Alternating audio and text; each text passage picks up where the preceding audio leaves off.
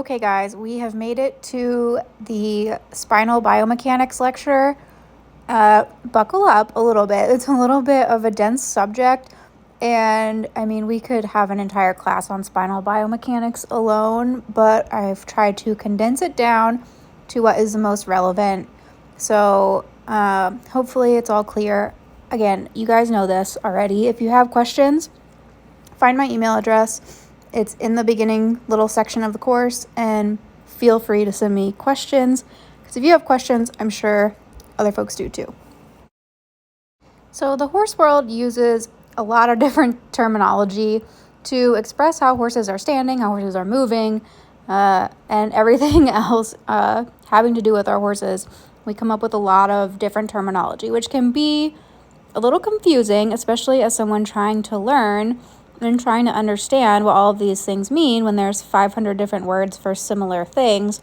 It can be confusing. So let's make sure we're all speaking the same language here, at least in this class. So we're going to go over some different terminology, some different ways of expressing how the horse is moving, what these motions are, so that you guys can all be on the same page. And as we're talking about ideal and not so ideal postures and movements and all of that kind of stuff, we are all using the same words to express it so we can understand what we're talking about.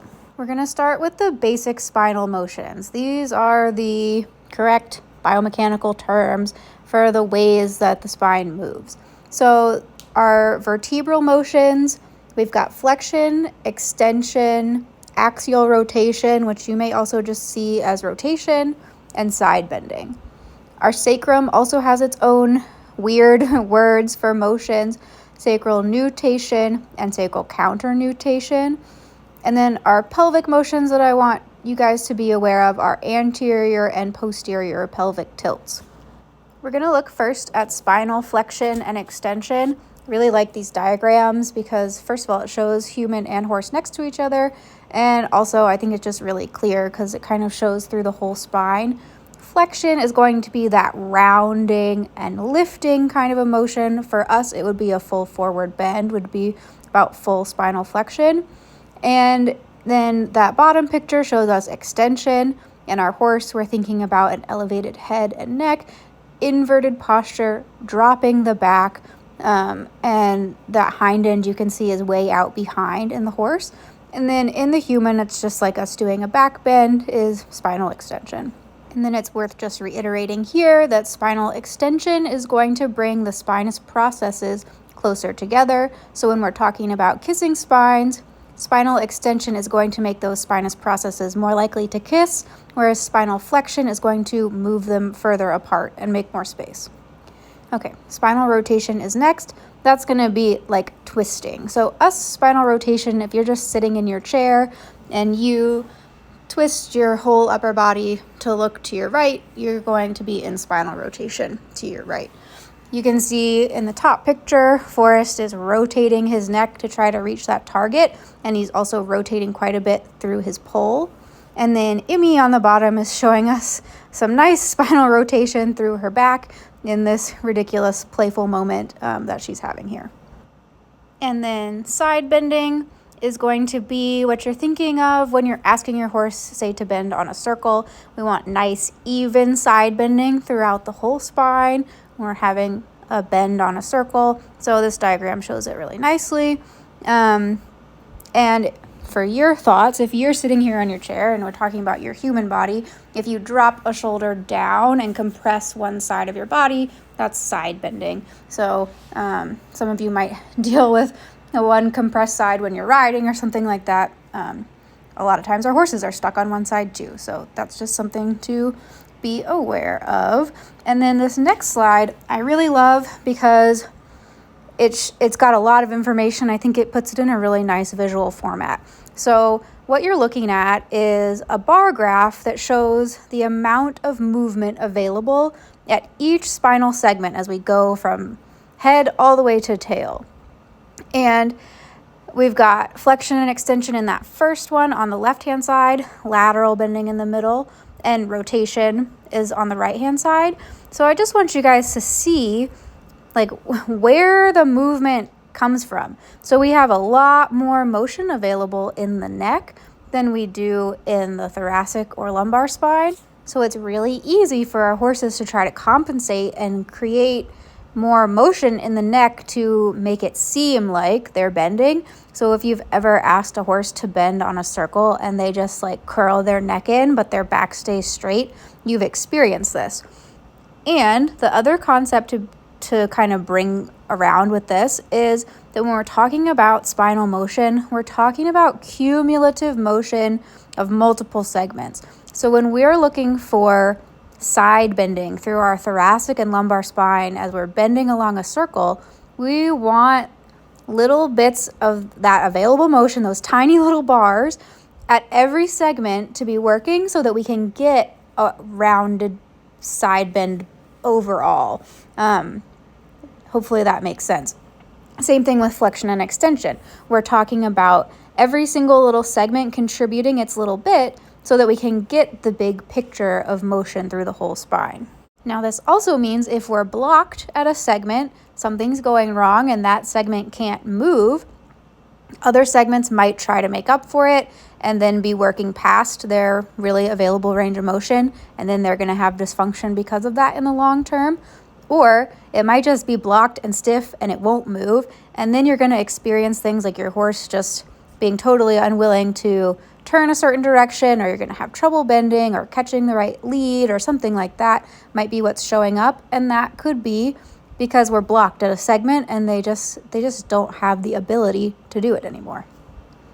Okay, so sacral nutation and counter nutation, I don't want you guys to worry too much about these. I just want you to know that these motions exist. The sacrum does not have a ton of motion relative to the pelvis because it is a fibrotic joint. It's pretty solid in there, but there is a little bit of motion available, and nutation and counter nutation just kind of mean it's tilting up or down relative to the pelvis. Anterior and posterior pelvic tilt, I care a little bit more about for the purposes of this talk anyways. So the top picture is a human body. I'm sure you guys can tell that. We have a neutral pelvis to the left, posterior pelvic tilt, so rocking back. When you're sitting, you kind of naturally go into a posterior pelvic tilt, especially if you've slouched your shoulders forward and you're working on your computer. You're probably in a posterior pelvic tilt. Anterior pelvic tilt is that arched low back pelvic tipping forward. Sometimes you'll see like the image of a pelvis as like a bowl of water, and you want to be neutral in the middle so that you're not pouring the water out on either side. It's a really useful image. In horses, we just tip them onto all fours, but they do the same thing. So that picture with the red line, that's a posterior pelvic tilt. That's being done as an exercise, but horses can also kind of get stuck there for various reasons. So you might be looking at a horse just standing naturally with that really tucked under butt, and so that would be a posterior pelvic tilt. Or the opposite, anterior pelvic tilt, you might see that pelvis tilted way forward, so the back is dropped, that tail might be sitting in kind of a really elevated position rather than kind of naturally in a neutral position. Maybe I didn't explain that very well, but anterior pelvic tilt is this guy on the bottom. You can see how that back is dropped and the hind legs are trailing out behind because that pelvis has tipped forward, and that's anterior tilt. So now let's move into some more horse world specific terms. These were just some that I thought of off the top of my head that I hear and use the most often. Thoracic sling lift, activated thoracic sling, engaged thoracic sling. These all mean generally the same thing. Whereas collapsed, weak, and inactive thoracic slings also mean kind of the same things, and those would be the opposite of that first list. Inverted posture, which would include a dropped back, and then that would be the opposite of a lifted back. And then we also have these vertical terms, behind the vertical, on the vertical, in front of the vertical, to describe where the horse's head position is. So we have a lot of words to describe head position, neck position, back position, and we're going to go through some examples here and try to clarify some of those things with pictures. And then also just know that all of these things are fluid, and sometimes you'll have one thing that looks good and one thing that looks not good as you're kind of working through and your horse tries to find it. So just so you know. Okay, in front, on, and behind the vertical. Let's do those first. The top picture with the blue line is going to be in front of the vertical. So if you imagine a literal vertical line relative to the Earth's surface, that's what we mean by vertical. So in front of the vertical means that nose is tipped up in front of the vertical. In front of the vertical can be good or it can be bad. It just kind of depends on the big picture of the posture. So in this example, I think it's good. Then the yellow line is our on the vertical example. So that head is just straight up and down on the vertical. Again, this can be good or it can be bad depending on what the rest of the body is doing. The head position matters, but it also doesn't matter. So people get really fixated on the head. That's why I say that. And I don't want you guys fixated on the head. We want to be aware of it, but the rest of the body can be doing wildly different things with all of these various head positions. And then behind the vertical example is that red line on the bottom. You can see that nose is tucked back behind the vertical. This is generally not where we want to be, but it is sometimes a thing that happens as the horse is finding balance. So it's not necessarily terrible, but I do not want them fixed there. A lot of times we'll see dressage horses fixed, held behind the vertical with rein tension. I do not like that. They should not stay there. But if they have to go there while they're trying to find balance or while they're figuring out their body or they're doing some athletic movement at liberty, it's not necessarily a problem, but under saddle, if you're staying there, no bueno. And you can even see in this actual example how I had marked the legs as green and the face or the head position as red, because this horse was trying to find a way to lift his back. He was looking for it, and he had found it. Actually, he was lifting his back in this picture better than he was in a previous moment in time, a previous screen grab from that ride. But as a result, he had tucked his nose back. So that's what I mean about sometimes you guys are going to be working in real life and some part of the horse is going to look better and another part is going to look worse as they're trying to find balance. So what we want is improvement over time. We want this to get better as we go, and recognize when something's not perfect. It doesn't mean that it has to be perfect all the time in order to be beneficial. Okay, so here is my general list of undesirable postures. And we're generally talking about moving posture, but the same things kind of apply when you're analyzing horses standing statically. Too far in front of the vertical is not good. Behind the vertical, like we talked about, especially if it's for any considerable length of time, and especially if they're being held there by some kind of device or the rider's reins. Spine extension, anterior pelvic tilt, or a dropped, unengaged thoracic sling. And as we mentioned, spine extension is really not desirable for ridden horses because it's bringing those spinous processes closer together, and then we're sitting on them, again, adding pressure, pushing down on that area that's now, pinching together, and that's going to be painful, and especially in our kissing spines horses, we just need to really be aware. So let's look at what some of that stuff looks like in examples. You guys can see we've got dropped backs, head and neck far in front of the vertical, but you'll also see this stuff with heads on the vertical and behind. So like I said, we don't want to get too fixated on that head position because there's a lot more to it. So what I really want you guys to do is kind of look behind the saddle, especially in a ridden horse. If a horse isn't being ridden, it's easier to see their back, but you can look behind on this chestnut horse and on this gray horse and on this little silhouette drawing of this dressage horse, and how there's a dip down behind the saddle. And what we really want is for that to be a nice neutral flat line or working towards lifted as we're getting into more collected, movements as the horse gains more strength. But neutral is a great place to be. This dropped arch behind there is not so great. And I also hope you guys can start to look at how the base of the neck starts to drop downward when we're in this kind of a posture. So it's marked on this chestnut horse how it's kind of bulging out at the base of the neck. especially if you're riding with much rein tension and trying to bring that nose more towards vertical. They're going to bulge out at the base of the neck, and then you're going to pull that nose in towards vertical, and you're going to have a really dysfunctional mess. That neck's going to be all upside down. That's another term I should have written in here, is upside down, where basically everything's moving the wrong direction. And then my last little note here, little Emmy over on the right-hand side, is really tucked under. So tucked under is potentially something desirable as we're moving into collection. We really want that hind end to be able to reach under and tuck under so they can push off from it. But Emmy's version of that is super dysfunctional here. We know it's dysfunctional because she's stuck here. She's standing still. This isn't some beautiful Piaffe moment in dressage. She's stuck here standing still. And her base of support is so narrow underneath of her because her back is all messed up. So that's, my other point here is just because we say something is good doesn't mean it's always good. Just because we say something is bad doesn't mean it's always bad. We need to be looking at the big picture of how the horse is moving. We have to put all these pieces together and see, where is this functional, where is this dysfunctional, what's holding us back.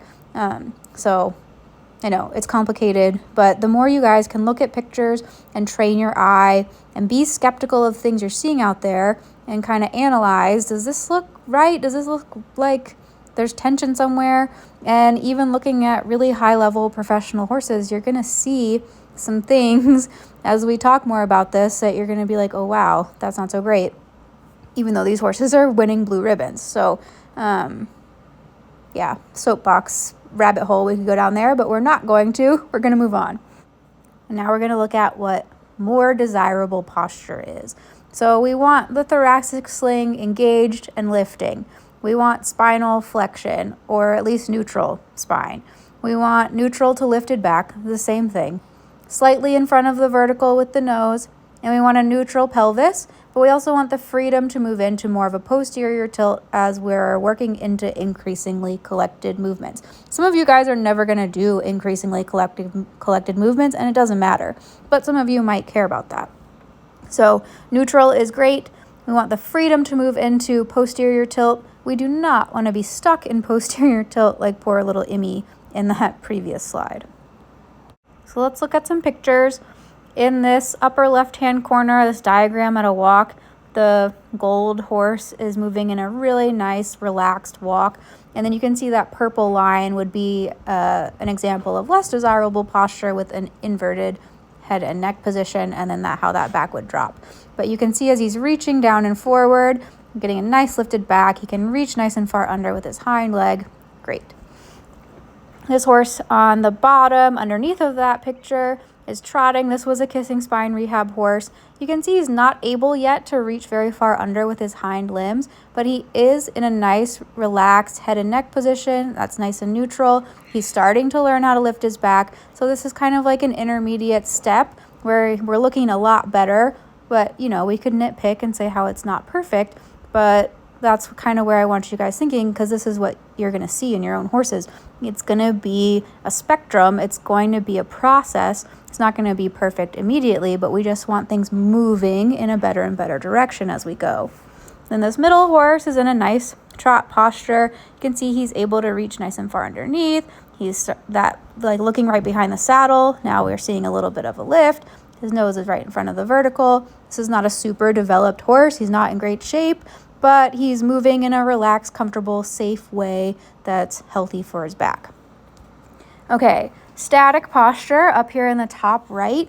Emmy is obviously not a perfect conformation example, but I included this because this is the same horse that was all camped under and tucked under with that horrible posterior pelvic tilt in that previous slide. And then this is where she has improved to.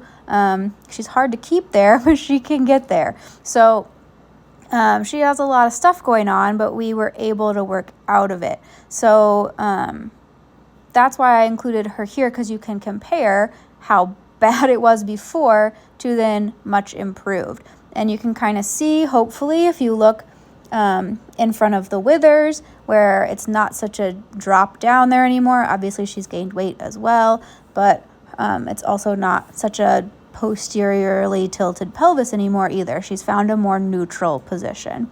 And then this bottom picture is a nice lifted back canter, and her head and neck are in a nice, more elevated position than our trotting examples. But you can see how it's not compressed. She's not way behind the vertical. We're not seeing any of those more negative things that would cause compensations elsewhere. So it's a nice picture overall. Here I have some examples of the same horse, like in the same session even, before and after, better and worse kind of examples. So let's start by looking in this upper left-hand corner at this horse cantering.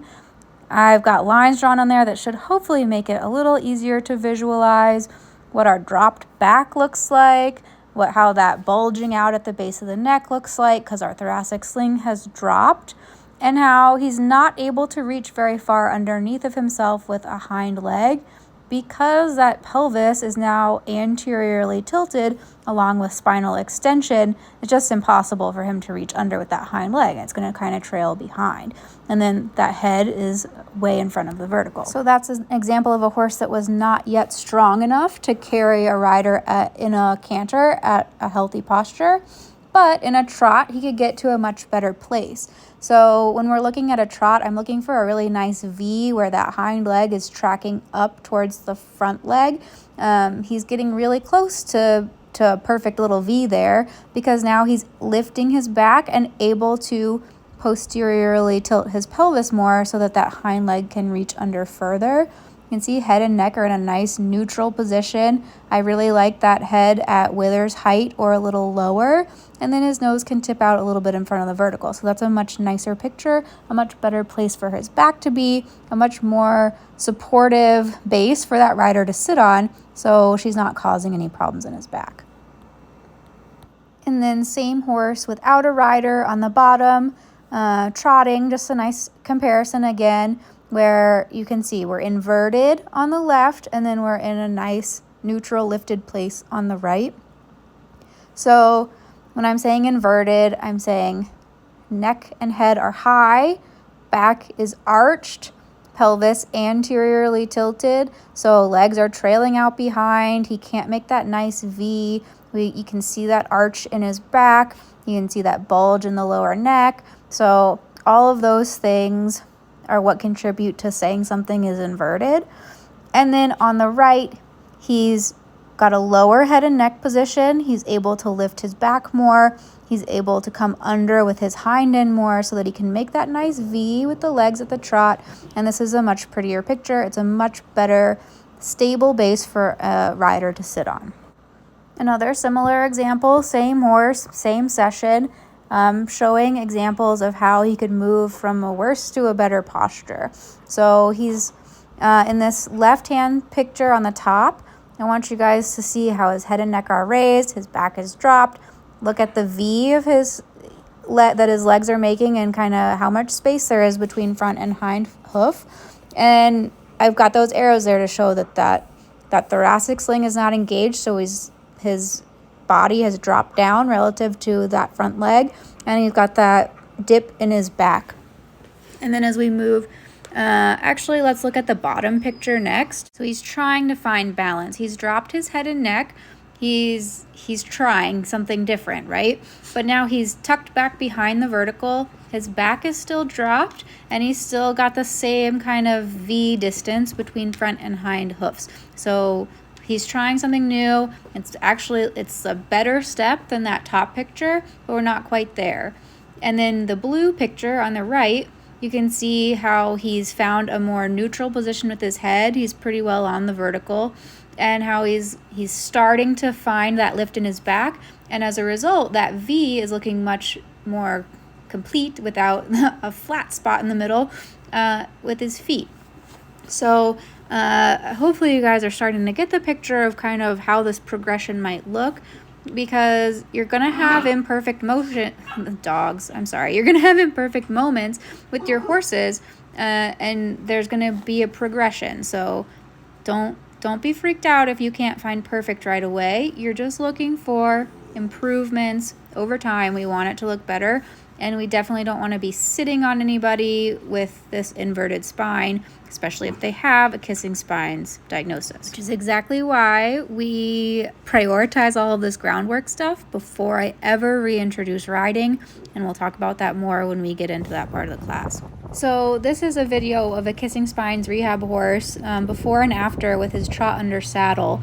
That before video was, this owner knew that this was not right, but she didn't know how to get him out of this posture. He was stuck there. He's well out of his surgery. He should be doing much better. And then this after video is after re-education with groundwork. Let you guys watch this one more time. On that V of the legs, keep an eye on where his head position is. Keep an eye on that behind the saddle. And then our after, where is our head and neck position? What's our V look like? What's that space behind the saddle look like? It's a little harder with the Western saddle, but you guys kind of get the idea. And this next video, it has a voiceover. This is something I sent to a client. I think you guys might get something out of it. For starters, I have 2 videos, 2 different horses of a lope. The first pass is going to be not as ideal, and the second time around looks better. So the best thing to do, in addition to kind of watching how they hold their neck, is to look right behind the saddle. We want the back to be flat-ish to slightly raised instead of like dipped down right behind the saddle. So I hope you can see as we come around again, he kind of drops his head a little bit. He rounds his back more and he's able to push harder with his hind legs there. And then this horse, very similar thing. I'm going to ask him to canter, and he's going to do the same thing initially. His head's going to be up. His withers are kind of dropped down, and he's got that, you can see that arch right behind the saddle where his back is dropped. And he's going to have kind of a hard time, and we're going to stay like that for a lap or so. So as we come around closer to the camera, I want your eyes like right behind the saddle. See where that's kind of dropped. And then as we come down the long side, this time we kind of get it together. And he's able to lift his back more. His head drops as a result, and he's able to push better from behind. So hopefully you can see the difference there. And then we're going to come around one more time, and he is going to trot down the long side. And it's a pretty good example of a trot, I think. He drops his head pretty low, so like letting him drop that low is fine with me, especially right now where he's at in his rehab. So we just talked about all these different things to look for when we're assessing for better posture. And you guys probably picked up on the fact that the lower head is really key when we're starting to ask horses to lift their backs. And that might have upset some of you guys. This is a question I get a lot. Why the low head? Isn't that just putting my horse on the forehand? It's a very valid question. And this is something that is, this is something that is said a lot in horse training out there. Like, you can't let him put his nose down because he's dropping on the forehead. You need to keep his head and neck up and collected so that he can be off the forehand. And, there's some truth to this, and then there's some confusion about how this really works out there. So when we're dropping the head low, are you putting your horse on the forehand? Yes, probably at first. And it's okay. Horses are born on the forehand. Horses live on the forehand. They have 60% of their weight in their front legs, 40% on the hind legs on average. This is how they're made. It's perfectly normal when we're not riding. The reason we want them to work off of their forehand is because when we're riding, we need that lift through the back to stabilize and keep them in a healthy position so that we're not causing problems. Because they were not built to be ridden by humans. They weren't genetically evolved to be ridden by humans. So we have to help them build up the strength and support systems in their back so that we can do this in a healthy way. So that is, yes, they might be on the forehand at first, But let's break that down a little bit more. So just dropping the nose to the ground and not having any kind of thoracic sling engagement, no lifting through the back, like we're for sure on the forehand there. If you are thinking about those little Western pleasure type horses like plodding around with their nose on the floor, like that's probably not ideal, and we probably are on the forehand in most of those cases. But that's not where we're going to stay in rehab. But it might be where your horse needs to start, because like we talked about, they're going to be looking for balance. They're going to be trying to figure it out. So you might have to accept some things at the expense of others as you're going through it, but we just want to make sure that that's temporary and that overall we're trending towards a better picture. More relaxation, more lift, more reach, all of these things. So the head dropping down to the floor, I'm okay with at first, as we're getting the horse understanding that he needs to bring his head lower. I'm getting a little bit ahead of myself here. Low head with thoracic sling lift is going to be putting us in a neutral position. So by that, I don't necessarily mean nose to the floor, but head around withers height or a little lower usually.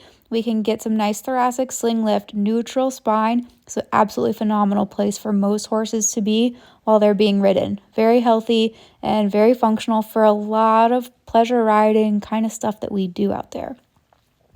Then starting to bring the head up into a more traditional collected looking frame while maintaining our thoracic sling lift and spinal flexion allows for that rock of more weight back onto the hindquarters so that we can get true collection. We're going to have false collection if we are just focused on bringing the head and neck up and ignoring the rest of the body, because horses are super good at compensating, and they can make a really nice fancy headset and have a super dropped back. And a lot of people are out there doing that and not knowing that that's a problem. So let's move on to the next slide. Okay, so I want to go over this slide first before I get back on my soapbox that I was like going down in the previous slide, because you guys need to know this information to make it all come together and make the most sense, I think. So the reason we're asking horses to drop their heads, especially in the early stages of rehab, is because we want to use the passive lift apparatus from the nuchal ligament to our advantage. If you think back to our anatomy lecture, we talked about the nuchal ligament and how it connects to the supraspinous ligament that goes all the way down the back. And then also in the back of your mind, the potential issues that we have with some of our modern breeding practices, that we're breeding out some of the robustness of our nuchal ligament, and especially those attachments at the base of the neck. So we may not have as much passive lift at the base of our neck in some horses that we used to. And, just having that in mind, that we might have to do more strengthening with those guys. But in theory, nuchal ligament, when the head is elevated, when it's lifted up, it's going to be on slack, basically. It's not doing a lot. There's not a lot of tension in it. It's relaxed. As the head drops down, that nuchal ligament gets pulled taut. So it's a ligament, it's passive stability. As it gets pulled taut, it's going to pull on the structures that it attaches to. So the neck is going down, so it's going to start to pull on that nuchal funiculus and that supraspinous ligament and all those attachments along the tops of our thoracic and even down to lumbar vertebrae. So as that head drops down, it starts to pull the back up in a passive way. There's no muscular energy required for this. So as that passive system pulls the back up, it makes it easier for the horse to engage the muscles that are weak right now. Those thoracic sling muscles, the abdominal muscles, the things they need to lift their back actively are generally weak in our horses with kissing spine, with back pain, with a lot of conditions. But specifically in this course, we're talking about kissing spine. So it makes it easier for those muscles to do their job because they don't have to work as hard, because they have support from this passive system to get them halfway there, and then they, are just picking up the next little bit. So it also creates a passive stretch of our overactive extension muscles when we start to drop that head down. The back is lifting, it's giving a little bit of lengthening to that longissimus dorsi that can be so hyperactive and painful and spasmy in our horses with back pain. And so it forces that muscle to start to relax a bit more, which allows for the re-engagement of our inhibited small spinal stabilizing muscles. So like our multifidus that we talked about in the anatomy lecture. Those guys get inhibited in cases like this, and that longissimus dorsi is taking over. But if we can kind of make him relax, then we can allow those other little stabilizing muscles to turn back on and start to do their job like they're supposed to. So all of those things are playing together here simply by asking the horse to drop his head. Plus, we have research to show that simply asking a horse to lower his head increases the distance between spinous processes in our thoracic and lumbar spinous processes. So when we're talking about kissing spine and those spinous processes being too close together, simply by asking the horse to drop his head, we can increase that space. And I'll make sure that study is linked too. But all of that stuff really is important to get things moving like they should. So are we putting our horse on the forehand? Probably, especially in the beginning, and it's okay. We're going to be doing all of this groundwork. And so if they're, dropping way too low and plodding along on their forehand, that's going to be a temporary thing. It's just going to be a piece of the learning process, and we're going to quickly work them out of it into a more neutral place because we're teaching them to engage their thoracic sling. We're teaching them to engage their abdominals. We're teaching them to find that neutral space rather than just driving into the forehand on and on and on.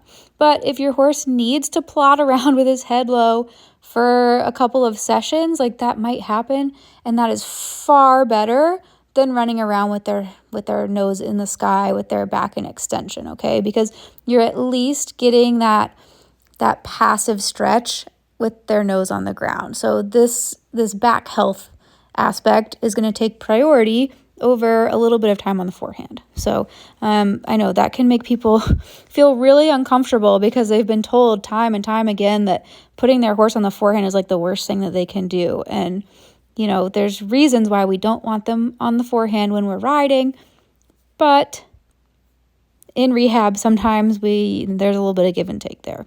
So hopefully that makes sense how, low head can mean on the forehand, but low head with neutral spine is not on the forehand. That's a neutral place to be. Super, super, super normal place for horses to live because a lot of horses don't need to be in a hyper collected posture anyways. If you're doing more high level sports, you're doing competitive stuff, you're doing higher level dressage movements and stuff, like we do need to start rocking weight back onto the hindquarters.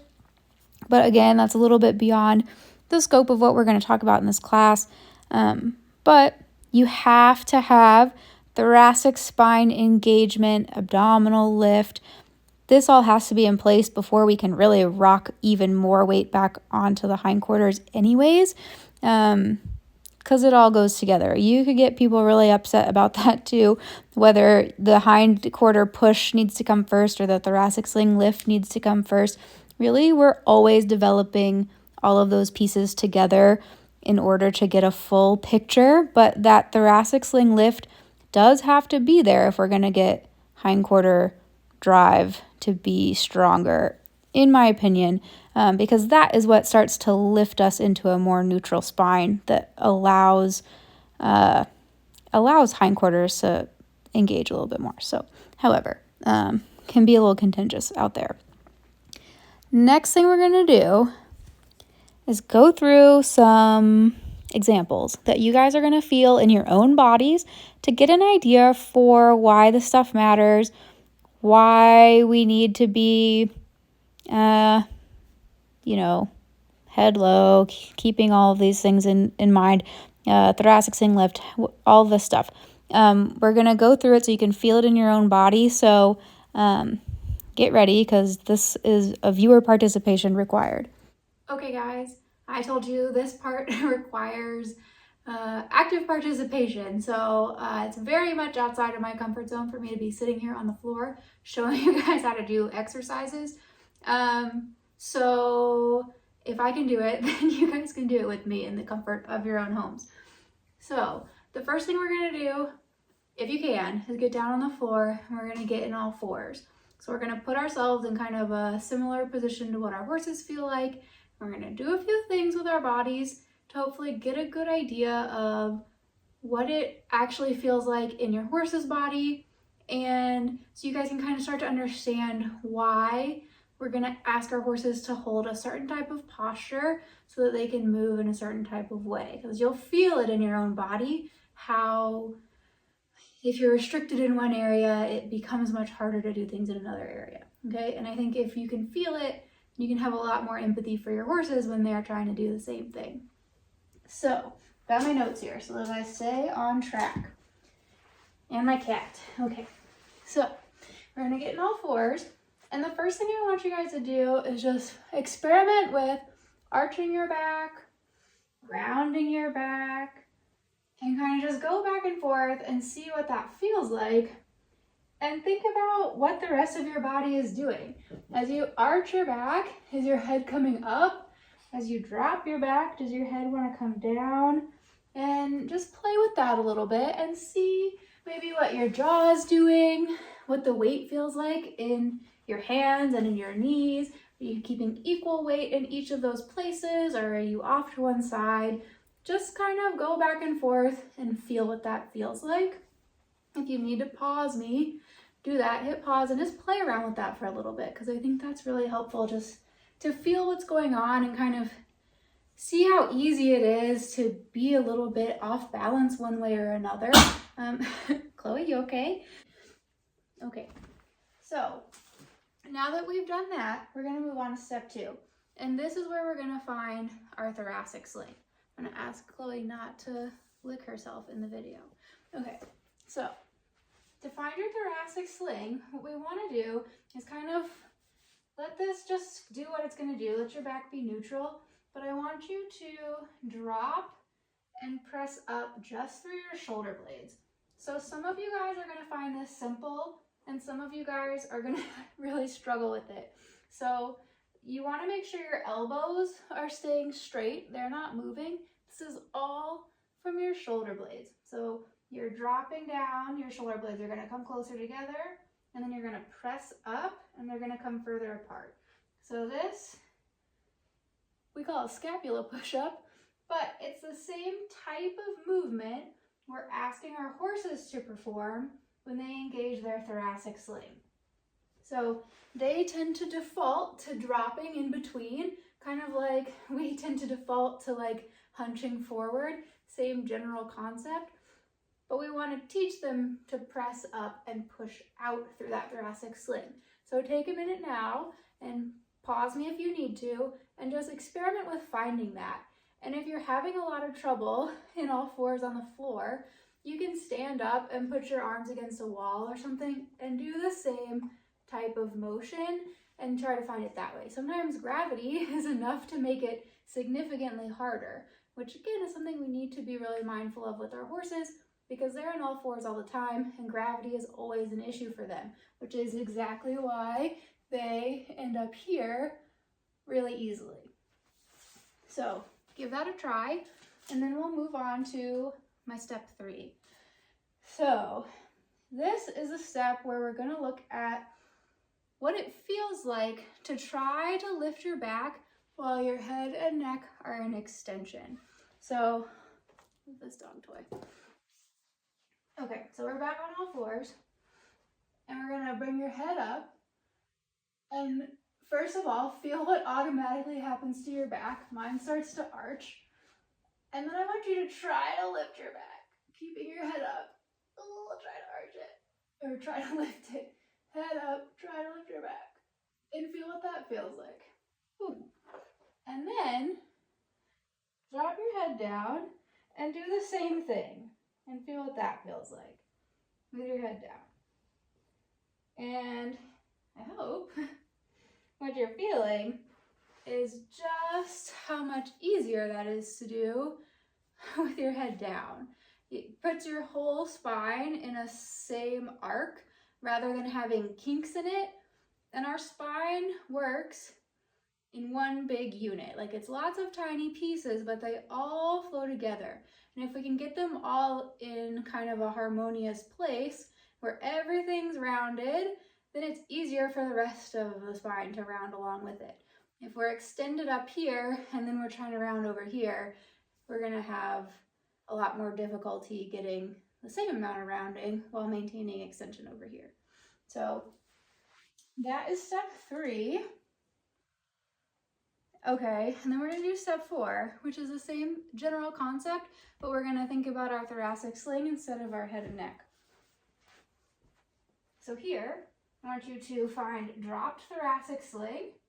Your head and neck can do whatever it's going to do based on your thoracic sling position. And then you're going to try to lift your back. Try to lift your back and keep it dropped and lift. And I think you're going to find that that's challenging. I certainly do. And then you're going to press up through your thoracic sling and lift your back. Press up through your thoracic sling and lift your back. And just how much easier that is, and how much of a increased range of motion you're able to get just by pressing up through your thoracic sling first.